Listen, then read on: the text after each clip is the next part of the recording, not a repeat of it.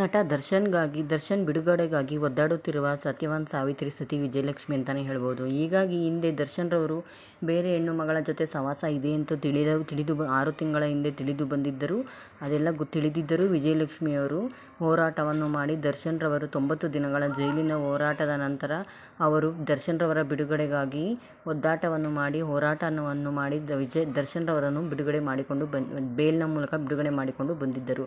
ಆದರೆ ಇತ್ತೀಚಿನ ದಿನಗಳಲ್ಲಿ ವಿಜಯಲಕ್ಷ್ಮಿಯವರು ದರ್ಶನ್ರವರನ್ನು ಭೇಟಿ ಮಾಡಲು ಹೋದಾಗ ದರ್ಶನ್ರವರು ಯಾವಾಗಲೂ ದಸರಾ ಟೈಮಲ್ಲಿ ಮಾವುತರನ್ನು ಹಾಗೂ ಆನೆಗಳನ್ನು ಮಾತನಾಡಿಸಿಕೊಂಡು ಬರುವ ಅಭ್ಯಾಸವಿತ್ತು. ಇಂತಹ ಒಳ್ಳೆಯ ಕೆಲಸವನ್ನು ದರ್ಶನ್ರವರು ಆಗಾಗ ಮಾಡುತ್ತಲೇ ಇರುತ್ತಾರೆ.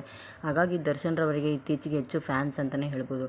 ದರ್ಶನ್ರವರು ಈ ರೀತಿ ಎಲ್ಲ ಒಳ್ಳೆಯ ಕೆಲಸ ಮಾಡುವುದನ್ನು ನೋಡಿ ವಿಜಯಲಕ್ಷ್ಮಿಯವರು ಪತಿಯನ್ನು ಭೇಟಿ ಮಾಡಿದ ನಂತರ ದರ್ಶನ್ ಆಸೆಯಂತೆ ವಿಜಯಲಕ್ಷ್ಮಿಯವರು ಕೂಡ ಆನೆ ಹಾಗೂ ದಸರಾ ಮಾವುತರನ್ನು ಮಾತನಾಡಿಸಿಕೊಂಡು ಖುಷಿಯಿಂದ ಹೊರಗಡೆ ಬಂದಿದ್ದಾರೆ. ಹಾಗಾಗಿ ತಾಯಿ ಹಾಗೂ ಅತ್ತೆಯಾದ ಮೀನಾ ಕುಮಾರಿ ಹಾಗೂ ಮಗ ವಿನೀಶ್ ರವರನ್ನು ಕರೆದುಕೊಂಡು ಹೋಗಿ ಆನೆಗಳನ್ನೆಲ್ಲ ಮಾತನಾಡಿಸಿಕೊಂಡು ಅವರಿಗೆ ಸಿಹಿ ಊಟವನ್ನು ಬಡಿಸಿ ಅಲ್ಲಿ ಕೆಲಸ ಮಾಡುವವರಿಗೆಲ್ಲ ಕುಕ್ಕರ್ಗಳನ್ನು ಹಂಚಿಕೆಯನ್ನು ಮಾಡಿದ್ದಾರೆ. ಇದೇ ರೀತಿ ದರ್ಶನ್ರವರು ಯಾವಾಗಲೂ ಖುಷಿಯಾಗಿ ಎಲ್ಲರನ್ನೂ ಸಂತೋಷಪಡಿಸುವುದರಿಂದಲೇ ದರ್ಶನ್ರವರ ಗುಣಗಳನ್ನು ನೋಡಿ ಎಲ್ಲರಿಗೂ ತುಂಬ ಇಷ್ಟ. ದರ್ಶನ್ರವರಿಗೆ ಈ ವಿಷಯಕ್ಕಾಗಿ ಹೆಚ್ಚು ಫ್ಯಾನ್ಸ್ಗಳು ಅಂತಲೇ ಹೇಳಬಹುದು.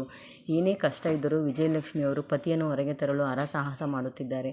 ಇದೇ ರೀತಿ ದರ್ಶನ್ ಆಸೆಯನ್ನು ಈಡೇರಿಸಿದ ಕಾರಣ ವಿಜಯಲಕ್ಷ್ಮಿಯವರ ಬಗ್ಗೆ ನಿಮಗೆ ಏನೆನಿಸುತ್ತದೆ? ಈ ವಿಡಿಯೋ ಇಷ್ಟವಾದಲ್ಲಿ ಲೈಕ್ ಮಾಡಿ, ಶೇರ್ ಮಾಡಿ, ಕಾಮೆಂಟ್ ಮಾಡಿ. Thank you friends.